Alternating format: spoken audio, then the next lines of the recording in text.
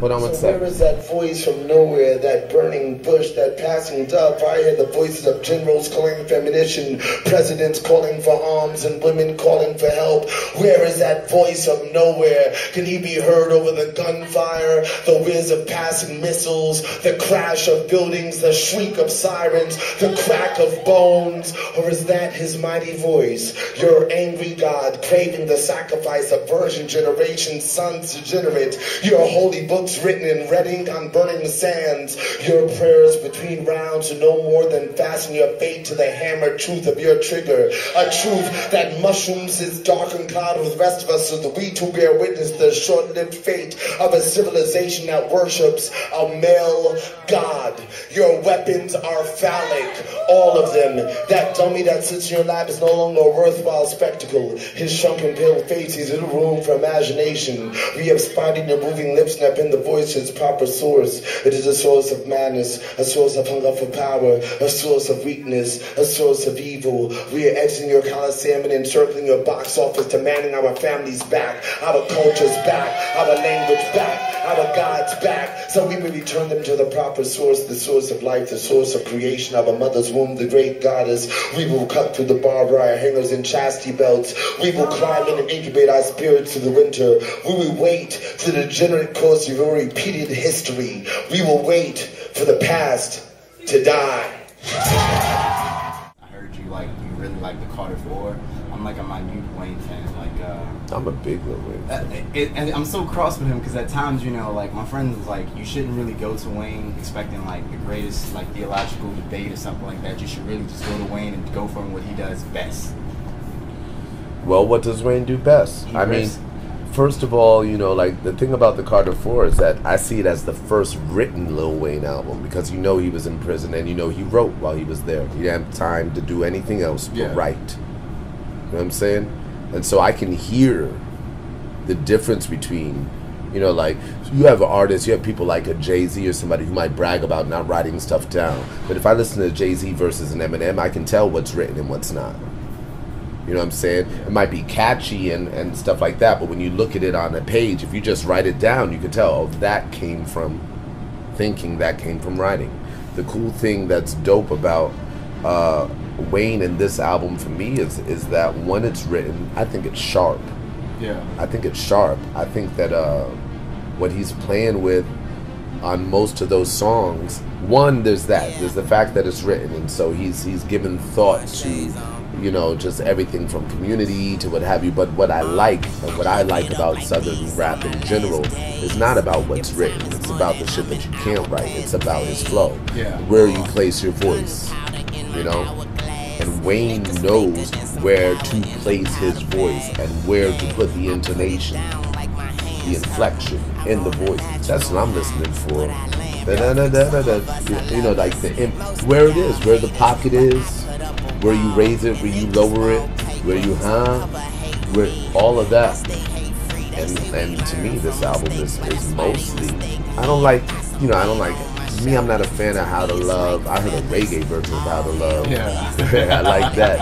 I'm not really a fan of How to Love or The Mirror or any of the really commercial joints. The John Legend or the Bruno Mars. I like The View From Here. Yeah. Yeah. I like the Abortion. I like the John song. I like the, what is that? I don't give a love, motherfucker. Listen to the flow. You can feel, I know what that feels like when you're riding a beat. It's like riding a horse, and it feels good. And when you're just really, now you're doing tricks on the fucking horse. Yeah. You know what I'm saying? And so when he goes from single time to double time in that blunt bow and say, I'm a bad mother, which to me is a very New Orleans to me. Yeah. It reminds me of the whole Juvenile thing, reminds me of that whole shit. That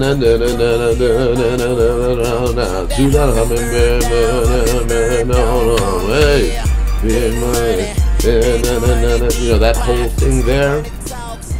Me, I'm a fan of that. Man, that's what's up. You just did a nice cover. I'm a fan.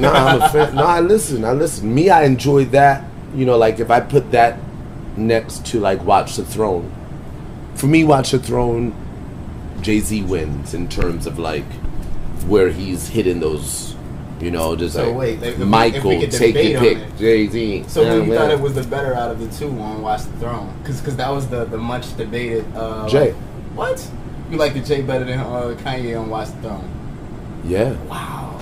Definitely. Man, I rock Ye. I really liked. If you like the spirit that Wayne spoke with, I like the way that Ye composed his lines and spoke. Like everything was like, I only have so much time to say such little. Yeah. No, I like Kanye. I never understood why people say Kanye is not a good rapper. I think Kanye is a great rapper. It's always been. However, nah, I feel Jay's seniority on Watch the Throne. I mean, to me, the most memorable line of the whole album to me is that whole, because to me, there's a difference between writing a memorable line and going through puberty in public.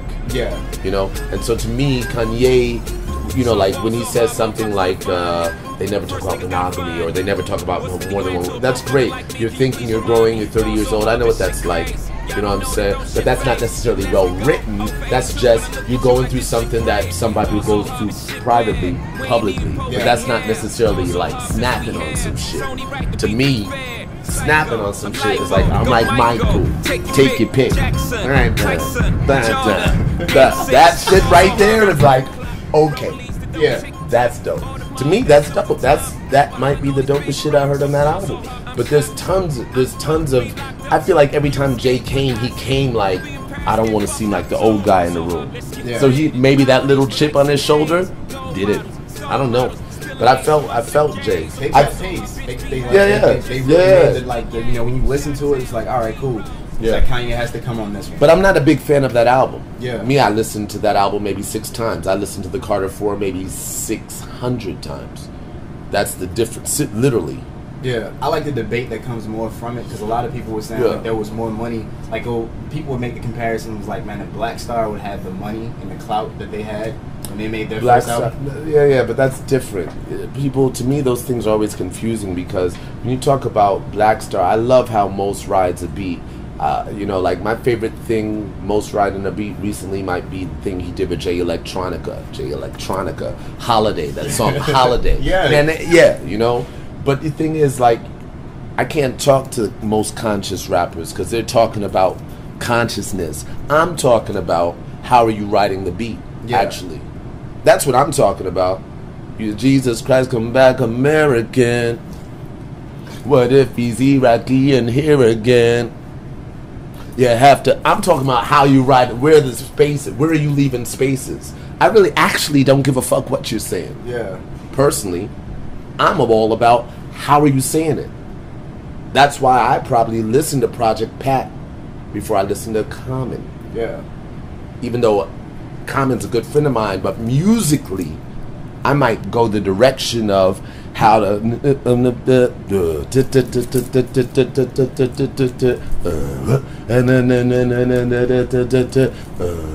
That's what I'm listening for, because that's where I hear the poetry. That's, to me, that's where the poetry is, and how you're placing, you know, those things. So that's what's exciting to me.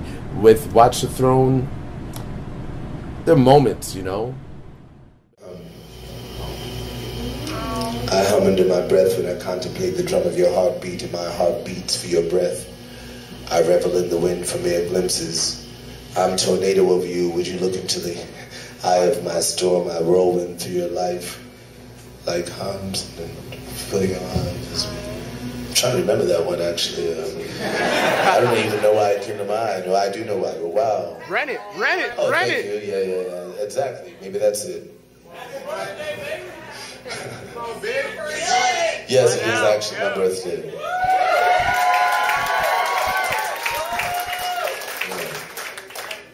Yes, maybe.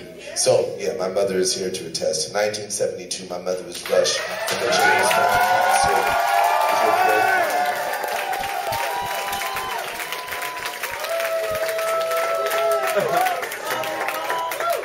Not until you listen to rock hip on the Rocky Mountaintop have you heard hip-hop. Extract the urban element that created and led an open wide countryside illustrated. Riding in a freight train in the freezing rain, listening to Coltrane, my reality went insane, and I think I saw Jesus, who was playing hopscotch with Betty Carter, who was cursing about in a scat like gibberish for not saying butterfingers, and my fingers run through grains of sand like seeds of time, the pains of man, the frames of mind which built these frames, which is the structure of our urban superstructure, the names and planes corrupt and obstruct your planes of thought. You forget how to walk through the woods, which ain't good because you never walk through the trees. Listen, nobody beats the biz, you ain't never heard it. And you don't stop, and you don't stop, and you must stop letting cities define you.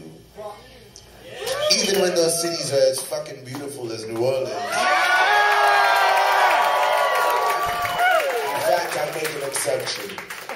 For New Orleans, go ahead, let the city define you. Thank you, and good night. Seriously, much love to all of you. Thank you. Thank you. This is a beautiful place. Throughout, within, beyond all the history into the present. You want to hear me say who that? Who that? Yeah, what? Who that? Teach me how to say it. Who that? Who that?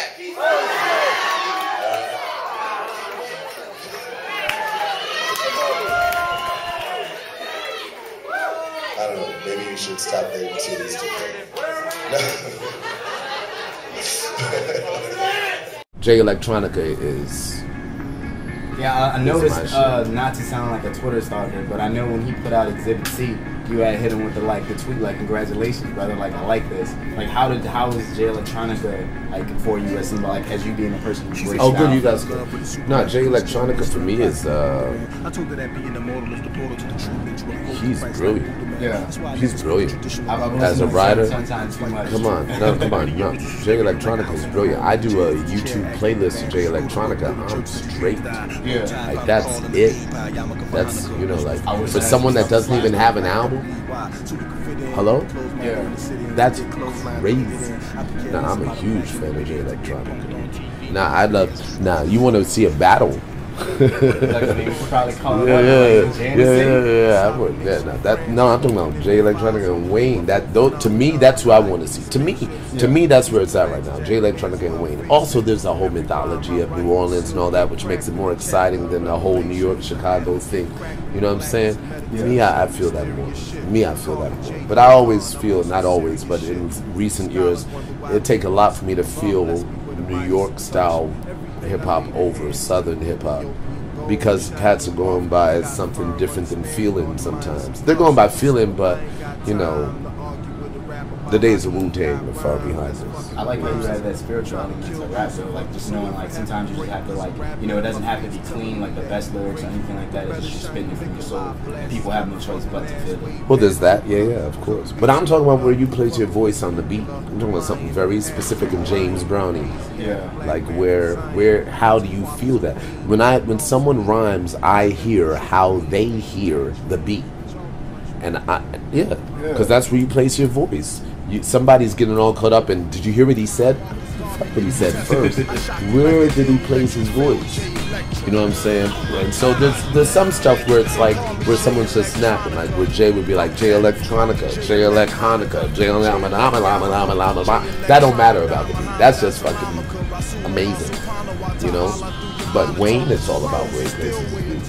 How do you feel about MF Doom? Just on a Doom is in that same category as someone who understands a beat. Yeah. Who understands a beat from a beautiful, like, I love how he hears music.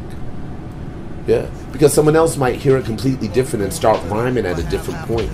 They'll put the one at a different point. And how MF Doom hears it, where he puts his one and how he states it, and on top of that, his playful vocabulary and playfulness of his personality that shines through what he writes. Oh, that's awesome. Yeah. I'm a huge MF Doom fan. Of course, my favorite is still Mad Villain, though. You know, like, it's like preferring him to Mad Lib or something, you know. But yeah, of course. I'm tossing between like Food and Mad Villain. Yeah. Those are the two that just like came to me. Like, I had to open up the Pop-Tart poster thing and scratch off the chocolate. Yeah. So that's. But imagine if Wayne was doing a MF Doom cover, right? I'm thinking of something like the accordion or some shit, or rhinestone, cowboy. What? Just trying to think of how Wayne would do that. Trying to see if I got that on my No, just think if you think about flow versus what he's saying. That Doom is all flow. Yeah. And that's what's dope about Doom, is he's all flow. Sorry about that. No. Man, we got totally off.